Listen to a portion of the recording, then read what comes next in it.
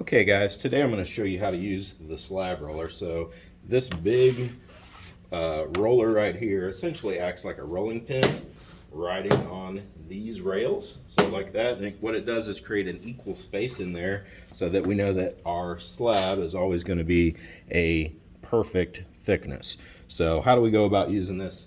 Number one thing for today,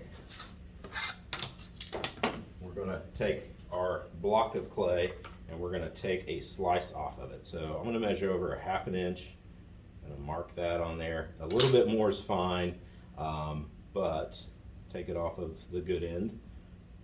Chop that straight down. So we've got our chunk of clay that we're going to put on the slab roller now. So let's talk about a couple do's and don'ts. So number one, you can see there's a wet spot right here. I want to avoid as much as possible putting my clay right on somebody else's spot where they just rolled, because it's more likely to stick right there. So you can put plenty of pieces on here. It doesn't have to just be one person do theirs. You can do like a dozen of things like this on there. Once we've got these laid out on here, we can roll this out, squish the clay. As you go, please make sure there's no tools in the way.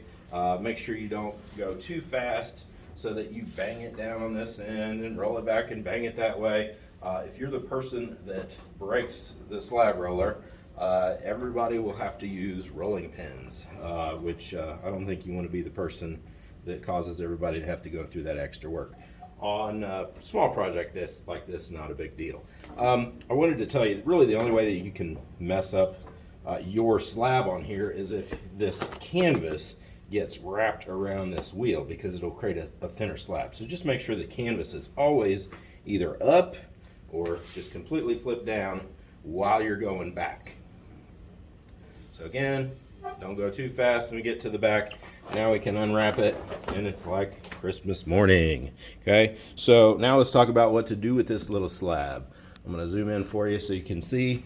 I've got my template for my coil pot rolled out. I'm going to go ahead and just put this all the way at one end just in case I make a mistake, and I'm going to make sure my knife is perfectly straight up and down using a fettling knife, and I'm going to cut around